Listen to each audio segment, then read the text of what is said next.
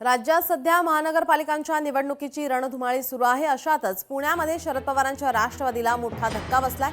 प्रशांत जगताप यांनी पुणे शहर अध्यक्षपदाचा राजीनामा दिला असल्याची माहिती समोर आली आहे। दोन्ही राष्ट्रवादी काँग्रेस पक्ष एकत्र येण्यास जगताप यांचा तीव्र विरोध असल्याने त्यांनी राजीनाम्याचा निर्णय घेतला।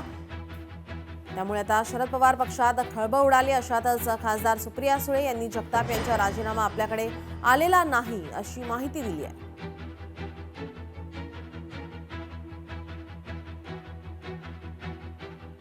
पक्षाच्या विचारधारेच्या विरोधात किंवा पक्षाचे एकूणच आत्ताची जे काय एकूणच चर्चा चालू आहेत त्या संदर्भामध्ये मला कुठेही स्टेटमेंट करायचं नाही।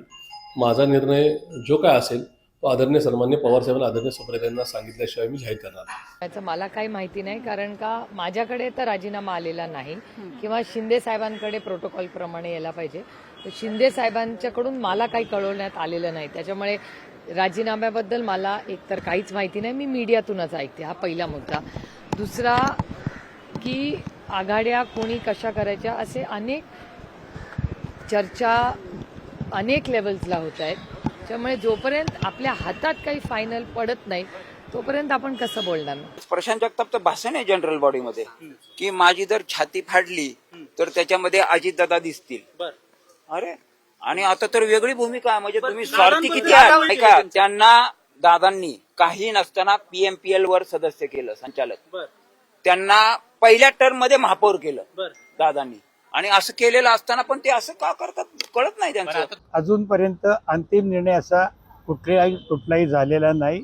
आजच्या आमच्या बैठकीमध्ये आम्ही दोन्ही पक्ष एकत्रित निवडणूक लढवावी। त्यांनी राजीनामा देणार असं तुम्ही म्हणता, राजीनामा दिलेला नाही आणि ते आमच्या बरोबर राहतील असा आमचा शेवटपर्यंत प्रयत्न राहील। आमचे वरिष्ठ नेते आदरणीय पवारसाहेब असतील, सुप्रियाताई असतील, ते त्यांच्या बाबतीमध्ये त्यांच्याशी चर्चा करतील आणि प्रशांत जगताप या निवडणुकीमध्ये आमच्या बरोबर राहतील अशी आम्हाला निश्चित आशा आहे। ज्यावेळेला अंतिम यादी फायनल होईल त्यावेळेला मात्र कोणतं चिन्ह घ्यायचं, काय घ्यायचं, एकाच चिन्हावरती लढायचं का प्रत्येकाने वेगवेगळ्या आपल्या पक्षाच्या चिन्हावरती लढायचं, त्याचा निर्णय आत्ता झालेला नाही। आगामी काळामध्ये, नजीकच्या काळामध्ये लवकरच तो होईल। लोकशाही मराठी ऐका, पहा, जागरूक रहा।